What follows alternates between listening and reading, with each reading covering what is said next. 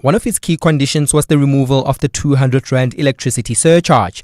The ANC had assured Action SA that the surcharge would be scrapped before the start of the new financial year, which starts on the 1st of July. However, Mayor Dada Murero announced during a State of the City address earlier this month that the surcharge is here to stay. It's for this reason that Action SA Chief Whip Lebo Mudukanene says the party won't back the budget. We've seen during the adjustment budget, it was not scrapped, meaning that more strain or burden will still be placed on residents to fund this budget. She says the surcharge is a deal breaker for Action SA's relationship with the ANC. Alpha Ramshwana, Eyewitness News. President Cyril Ramaphosa has approached the Supreme Court of Appeal to challenge a High Court judgment which set aside his recognition of Zulu Kazwelithini as king of the Zulu nation.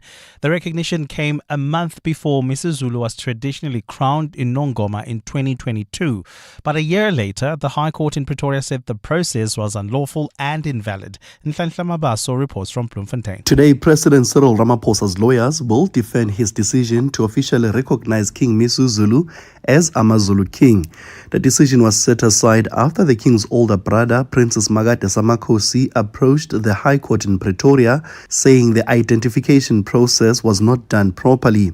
The court ruled in the prince's favor and also ordered President Ramaphosa to establish an investigating committee to probe the nomination process. The president is now appealing the High Court decision here in the Court of Appeal. Zulu regiments, chiefs and headmen are expected to form part of today's proceedings.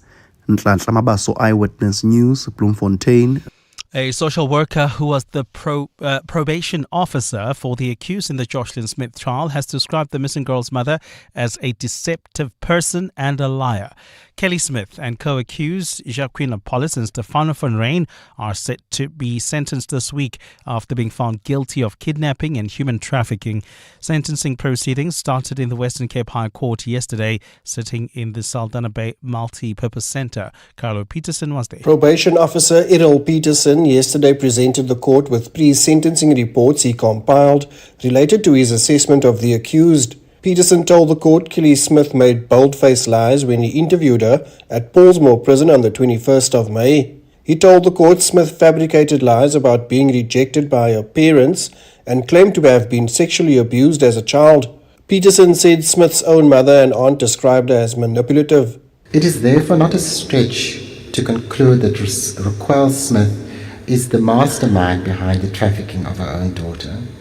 It is also quite disconcerting that Ms. Smith violated her daughter's trust in her, not only as her provider, but also as her protector. Peterson recommended for the court to impose the maximum sentence on Smith. Carlo Peterson, Eyewitness News. And the United Nations has criticized the chaotic way in which a US and Israeli-backed company delivered aid to Palestinians in Gaza.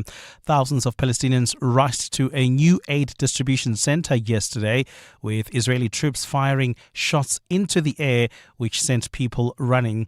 Non-governmental groups say the new Gaza Humanitarian Foundation lacks the expertise to handle such a serious humanitarian crisis, which requires more than just giving boxes of food. UN spokesperson Stephen Dujarric. Humanitarian aid needs to be distributed in a way that is safe under principles of independence, impartiality, in the way we've always done it. Gold is trading at $3,306.97 an ounce. The rand is at 17.97 to the dollar, 24.22 to the pound, 20.32 to the euro. Brent crude oil is at $64.25 a barrel.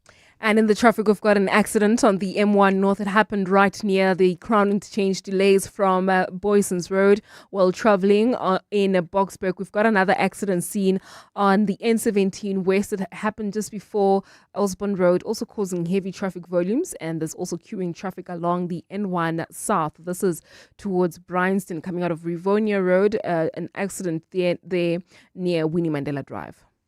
A fine day in store for Gauteng today. The temperatures will peak at highs between 17 and 20 degrees. The top story in EWN this hour. Action SA in Johannesburg has announced that it will not support the Metro's proposed budget if it includes a 200 Rand electricity surcharge. EWN, in touch, in tune and independent. For the latest, visit ewn.co.za or download the EWN app. Walk for something greater in the 702 Walk the Talk, hosted by Freedom Park in the city of Tshwane. Get your tickets now on primemediaplus.com. You're with Clement Manyathela On 702. Let's Walk the Talk, streaming on the Prime Media Plus app, DSTV channel 856. 92.7 and 106 FM.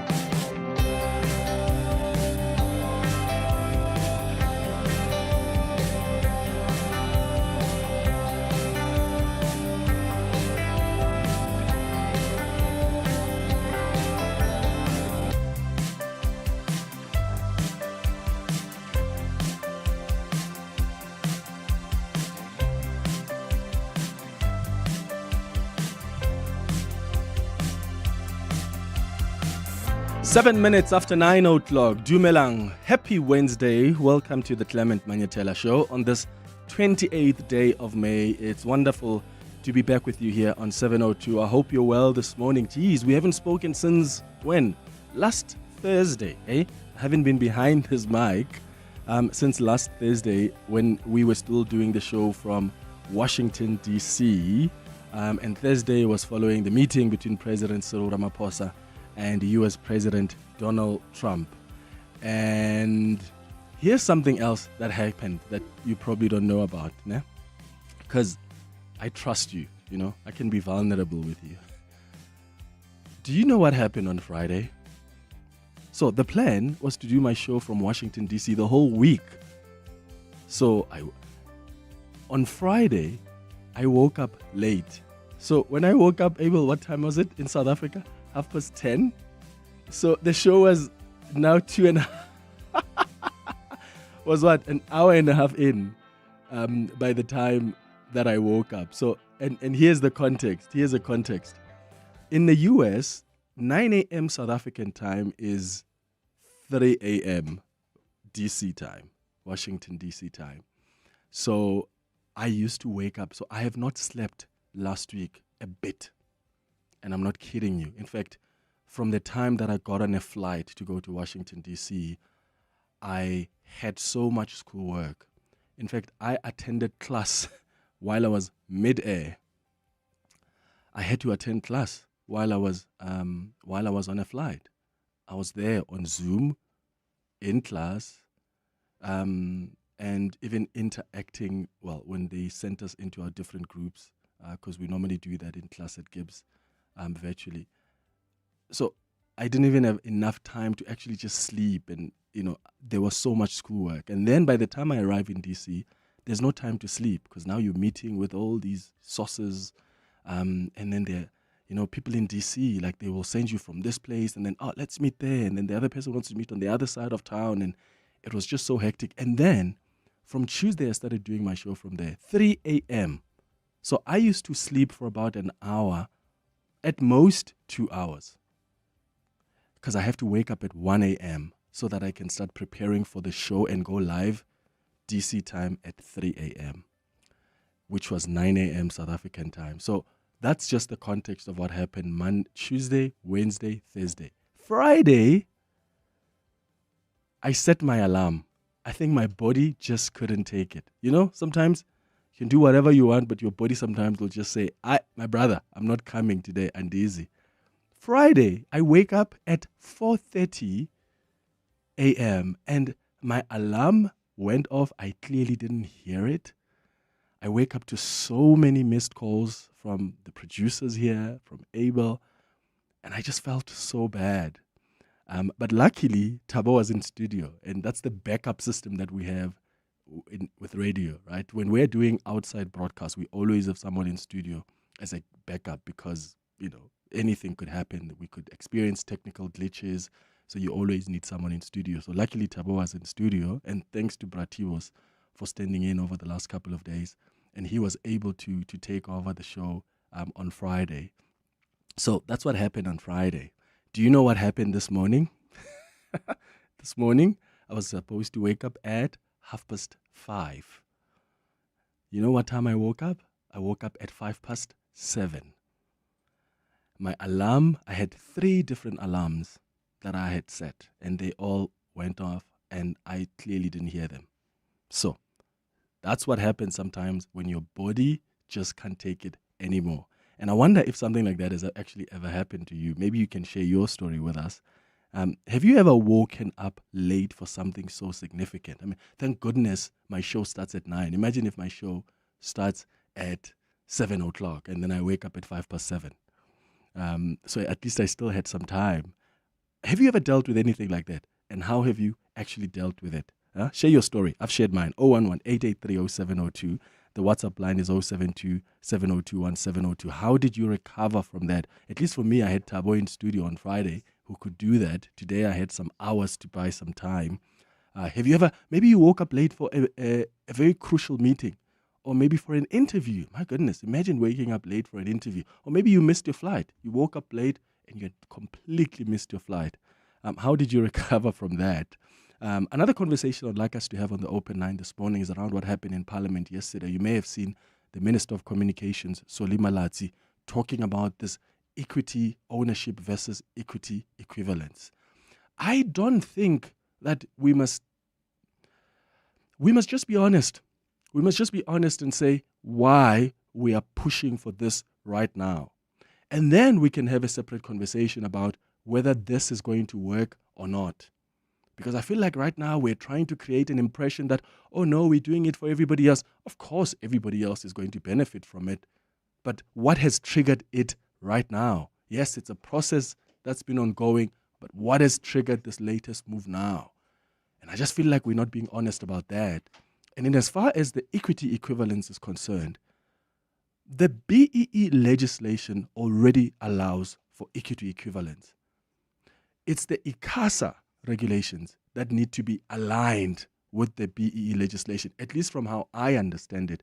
And at 11 o'clock, we are going to bring in an expert who's going to try and break it down for you. So if you've got any question about this latest proposal by the Minister of Communications, I want you to call us at 11 o'clock when we do our listener's choice feature. But my understanding is that equity equivalence already exists. Companies like Microsoft have actually opted for equity equivalence, right? But there's a moratorium, my understanding, and this is what I found out yesterday. I was in Cape Town yesterday. I was emceeing the infrastructure symposium, and part of the panels, one of the panels that I facilitated was about this specific issue. You know, the minister's special advisors were there, and I was able to sort of get a sense from them what the rationale is. And one of the questions that I asked the minister's special advisor was about what are the benefits to equity equivalence? Is there greater benefit in equity equivalence than direct ownership of 30%? So is it better to rather say, you know, this is what as a company, as Prime Media, we're going to do to empower the community, right? This is what we're going to do. As opposed to, as Prime Media, go and get Clement and Abel to come and be the owners, part owners of this company, and we give them 30% ownership. And I would like to suggest that maybe equity equivalence is what works, because there is then broader benefit on the ground. But at the same time, I think we also need to be the owners of this economy. It can't just be that black people only benefit from a position of, oh, this is what the companies are doing. They're providing jobs. They're doing this. Yes, that's very important. But equally so, we need black people to also be owners of the economy. We want them to be part of decision makers in these big corporations. That's why you've got people like Patrice Motsepe today. That's why you've got people like Cyril Ramaphosa today, and many more. I can go on and on. And I think we need to find a balance between the two. I don't think we should just look at equity equivalence on its own. And the question I want to ask you this morning is, what do you think is much better? Do you think we have a greater benefit? And maybe some of you have already done equity equivalence. Maybe some of you have looked at direct ownership. I mean, we know about fronting and how direct ownership often benefits the people who are politically connected. And that benefit doesn't trickle down to the people on the ground. What do you think works better? Do you agree that we need a balance? Or do you actually think that throw away the ownership out of the window? equity equivalence is actually what works. So where is the greater benefit there? 011-883-0702 is the number to dial. The WhatsApp line is 072-702-1702. Please share your thoughts with us. At 10 o'clock, we're going to have a conversation with the Hawks head, Lieutenant General Godfrey Libia. He's the outgoing national head of the Hawks. He has praised the unit's work in dismantling various criminal syndicates during his 7-year term. He says the Hawks has made significant inroads in apprehending individuals in high-profile cases. He's also detailed work done on various cases and the progress that's been made as well. So we're going to look at that progress. And I'm interested, because he's been there for about 7 years, what does he think works? What does he think has not worked? Where are the areas of improvements? And I'd like you to call in as well when we start that conversation with him at 10 o'clock about anything related to the Hawks. What have been your concern about the Hawks? What have been the stuff that you've appreciated the most about the Hawks? So that's coming up between 10 and 11 o'clock. At 11 o'clock, as I said, we're going to look at the BEE concessions. You know, what is allowed by law, what is not. There's been a lot of debate about the proposal by the Minister of Communications, Soli Malatsi, to exempt multinational satellite operators for compliance with the country's broad-based black economic empowerment. Some people say this exemption is allowed for by law, while others say that it's not. So we're going to bring in an expert who's going to take your questions, of any question you may have about this if you are still confused. That's on our Listener's Choice feature. And then we're going to wrap up the show at 11:30 with the sharing space. That's the show coming up over the next 3 hours. Clement Manyathela, streaming on the Prime Media Plus app. DSTV channel 856, 92.7 and 106 FM. Hi, Clement. So, with regards to waking up late for something that's quite significant, so in my case, I had scheduled a facial this one Saturday morning. This was like last year sometime. I scheduled the facial for like 8 o'clock in the morning, and I had a meeting at work. We had like a meeting for the sales team. It was on a Saturday and it was going to be at 12 p.m.